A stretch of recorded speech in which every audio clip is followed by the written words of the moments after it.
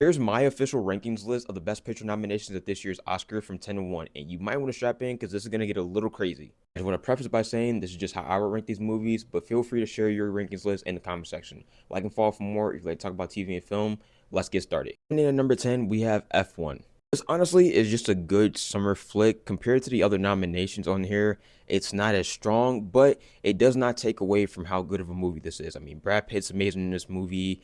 Jameson Idris is amazing in this movie. It has great sound design, great editing, great cinematography. I really love the cars and the race cars and the race tracks in this film. Everything about this film is amazing, and it's honestly why it was one of my favorite movies of last year, and also why I was telling people that it's a good summer flick. It's honestly a good summer flick, and I'm liking the fact that we've been getting these summertime movies where it's just a good watch in the summertime. You just go to the theaters, you just relax, you don't think about anything else, and you just enjoy a movie. That's what this movie is. But sadly, compared to the other movies on this list, it's not as strong, but it's still a good movie. Coming in at number 9, we have Begonia. And before you already say, I know some of you are going to say, how do you have this at number 9? Let me explain. This movie has a level of comedy that I was not expecting, but it also has this very dark eeriness to it and the subject matter that they're talking about and the certain themes that they're talking about, and also the social commentary that they're talking about when it comes to aliens and that whole just fascination with everybody wanting to know if aliens are real or not. I myself have my own theories, but this movie is really good and it does not take away just because it's at number 9. I had to put it somewhere. Emma Stone obviously is amazing to this. I've been saying the whole entire time in this awards season, even when I saw the movie, I was like, surely Jesse Plemons is going to get a nomination at the Oscars for his role in this movie, because his role in this movie and his performance is really powerful, really bold, really strong. I honestly thought he was a surefire. But now that the nominations have come out for the Oscars, obviously that's not the case. But this is still a very strong movie. Just because it's at number 9 does not take away from how good of a movie this is. I had to put it somewhere. Was not expecting for this movie to be as moving as it was. For me personally, watching this movie, knowing everything that I know about Frankenstein and seeing all the different interpretations that we got from Frankenstein.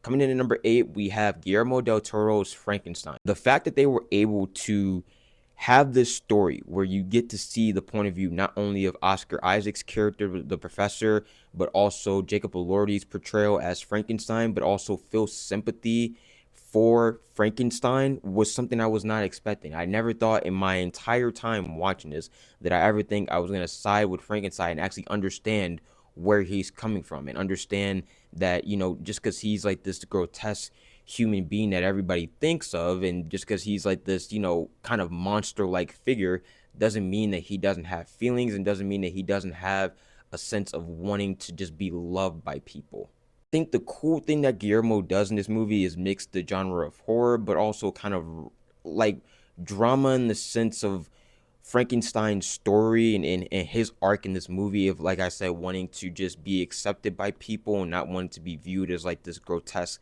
monster as we've all known Frankenstein to be.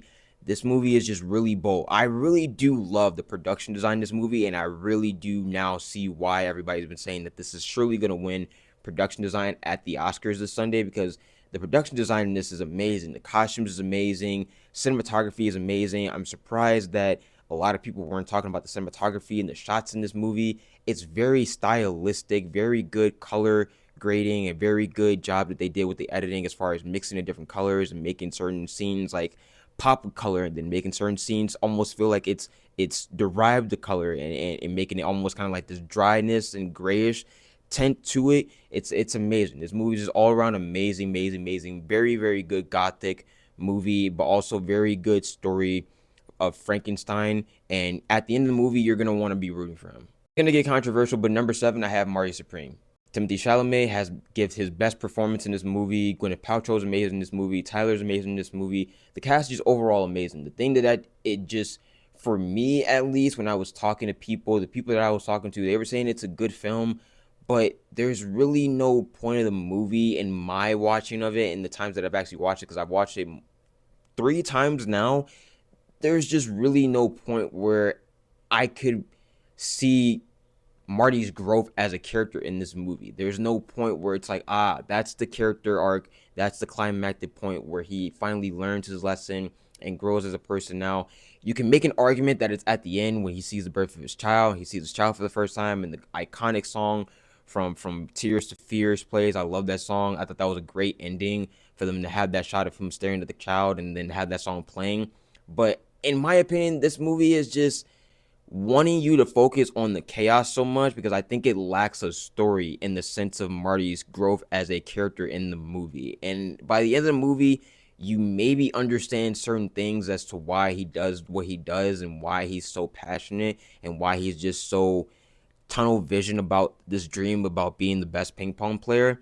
But a lot of what he does in the movie affects other characters in the movie, and then they don't really also have a time where he goes back and kind of apologizes to these other characters for essentially having chaos stirred up in their life because of what he's trying to do and the dreams that he's chasing. And I honestly feel like that's the thing for me that kind of took me out of the movie. There was a lot of scenes where it could have been good moments for character building and a character arc to develop.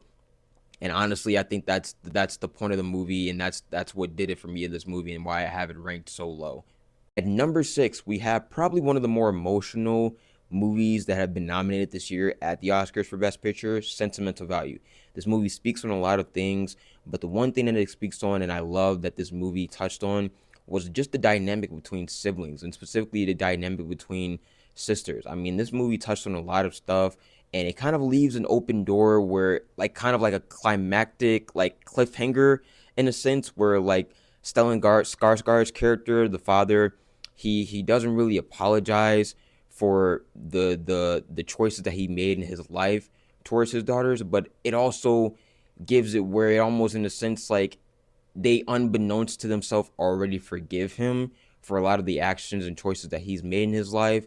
And I think that's just a really beautiful thing because sometimes, as from what I've learned in life when it comes to certain people, no apology is an apology, and it doesn't mean that no apology is like you're never gonna get an apology. Sometimes an apology might come in the way of like an action that they do or like something that they say to you that might not seem like an apology in the moment, but then you look back on it years later, it's like, okay, you were okay. That's how you communicate. I accept your apology, and I think that this movie does that really well. It really does a good job of like touching on just the dynamic of siblings, bro. Like, I think the dynamic of siblings, from what this movie is trying to tell you about the dynamic of like sisters and siblings and just overall family dynamics, is really good portrayal and a really good story in that sense, and why I have it actually ranked higher than a lot of the other movies this year, but why it's also kind of middle of the pack because I think when we start getting the top 5, there's sadly just some movies that are a little better, but this movie also deserves the flowers. Running a bit long on time, so here we go. Top 5. Number 5, Train Dreams. Really sad,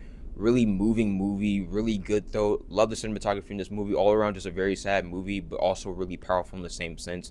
Go watch it. Coming in at number 4, we have Hamnet. Really powerful movie again, also like Train Dreams. Jessie Buckley deserves all the flowers. And guys, she has her opinions on cats. Stop complaining about it. Get over it. It's okay. Everybody doesn't like cats. But besides the point, this movie is really good. I love Paul Mescal. Love the production design in this movie. Cinematography is on point. Very moving. GTA does it again. Coming in at number 3, we have One Battle After Another. Tiana Taylor, amazing. Chase Infinity, amazing. Regina Hall, amazing. Sean Penn, amazing. Benicio del Toro, amazing. Everybody amazing. But nonetheless, Leonardo DiCaprio is amazing in this movie. I honestly think this is one of his best roles, if not his best performance yet as an actor. All around very good movie, very comical, very sad, very dramatic, big triumphant ending, and all around just a very good movie. Coming in at number 2, we have Secret Agent. Wagner Moore is amazing in this movie. All I can say about this movie is just wow. Wow. And coming in at number 1, you guys already know my opinion about this. This is the best movie of last year, Sinners. Ryan Coogler, Michael B. Jordan, Wome Muzaku. The whole entire cast of this movie is just amazing. The historical just importance of this movie is just really good. I love this movie. And that's my official rankings list of the Best Picture nominations. Like and follow for more. I'm John Talks. Have an amazing day, and I'll see you guys in the next video. Deuces.